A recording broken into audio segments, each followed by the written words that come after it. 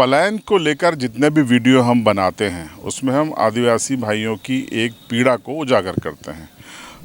हम लगातार ये मांग करते हैं कि गुजरात में जो हमारे आदिवासी भाई जाते हैं, चाहे धार, बड़वानी, रतलाम, झाबुआ, अलीराजपुर से, वहाँ वो कई तरीके की परेशानियों से दो चार होते हैं। कईयों को उनका नियोक्ता मजदूरी नहीं देता, भुगतान नहीं देता, खाना खर्ची नहीं देता। कईयों के साथ अपराध हो जाते हैं तो वहाँ पुलिस उनको एंटरटेन नहीं करती। कई तरीके की परेशानियों से वो दो चार होते हैं। हम लगातार ये अभियान चला रहे हैं CB लाइव के माध्यम से कि करीब 25 लाख से ज़्यादा आदिवासी पश्चिमी मध्य प्रदेश से गुजरात में मजदूरी करने जाते हैं। दिल्ली में आपका MP भवन है, जहाँ करोड़ों रुपए सालाना खर्च किए जाते हैं, जहाँ VIP नेता मध्य प्रदेश के विधायक, अधिकारी रुकते हैं।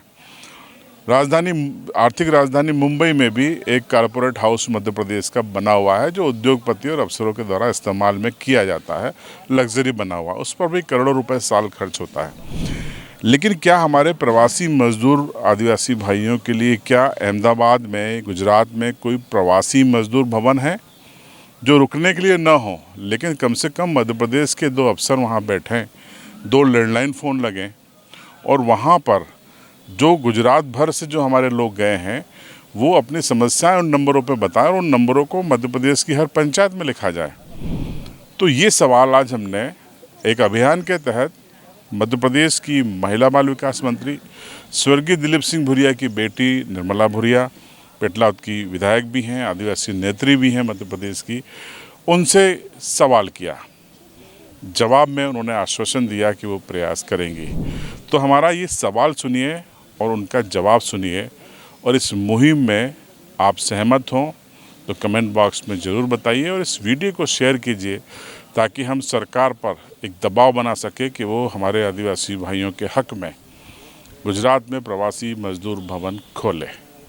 जो प्रवासी मजदूर हैं झाबुआ, अलीराजपुर, धार, बड़वानी, रतलाम के करीब 25 लाख से ज़्यादा आदिवासी मजदूर गुजरात में जाते हैं और वहाँ उनको मजदूरी से लेकर भुगतान को लेकर उनके खिलाफ क्राइम, कई चीज़ें होती हैं। एक तो ये राज्य की विफलता है कि वो यहाँ से वहाँ जाते हैं, लेकिन वहाँ उनको उनके हालत पे सरकार छोड़ देती है, क्योंकि आप उनके राज्य की सीमा से बाहर हैं। दिल्ली में मध्य प्रदेश भवन है, मुंबई में मध्य प्रदेश भवन है, लेकिन अफसरों के लिए है, राजनेताओं के लिए है। क्या ऐसा कोई योजना है कि, या आप बात करेंगे मुख्यमंत्री जी से कि एक प्रवासी मजदूर भवन अहमदाबाद में बने, या किराए पे सरकार ले, कुछ अधिकारियों की नियुक्ति करे, 2 टेलीफोन लगाए, वो टोल फ्री नंबर हर पंचायत में लिखे जाए, ताकि कहीं कोई दिक्कत होती है हमारे आदिवासी भाइयों को, मजदूरों को, तो वो उस पर संपर्क करें और वो स्थानीय अधिकारियों से बात करके उनकी मदद करें, क्योंकि 25 लाख एक बड़ा फिगर होता है।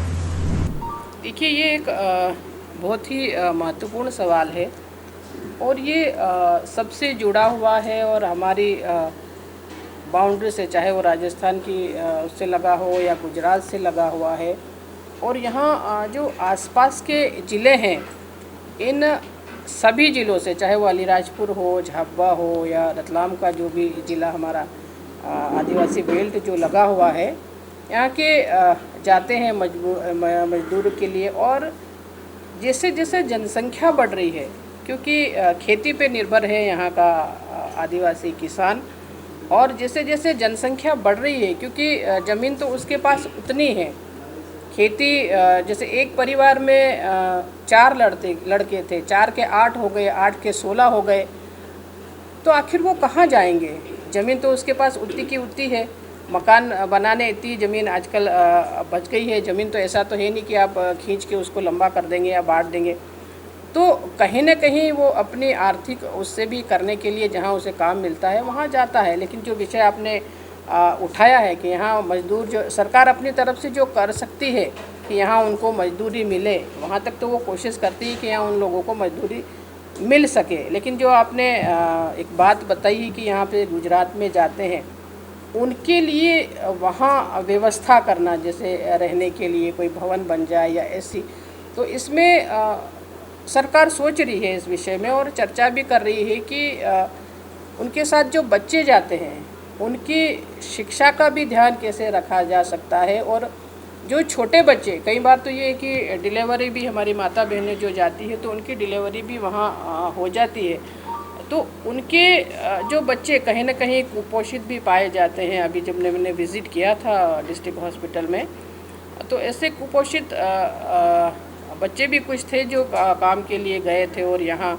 आए, तो उनकी तरफ भी हमारी सरकार ध्यान दे रही है कि इसके लिए हम क्या कर सकते हैं। उनको हमारी बहनों के लिए, उनके बच्चों के लिए, और जो पूरा परिवार अगर जाता है वहाँ पे, तो उनके लिए क्या कर सकते हैं, उसके लिए कुछ ना कुछ ज़रूर करेंगे। एक अच्छा उसकी तरफ ध्यान दिलाई है आप लोगों ने, तो उसके लिए कुछ ना कुछ हम लोग ज़रूर करेंगे।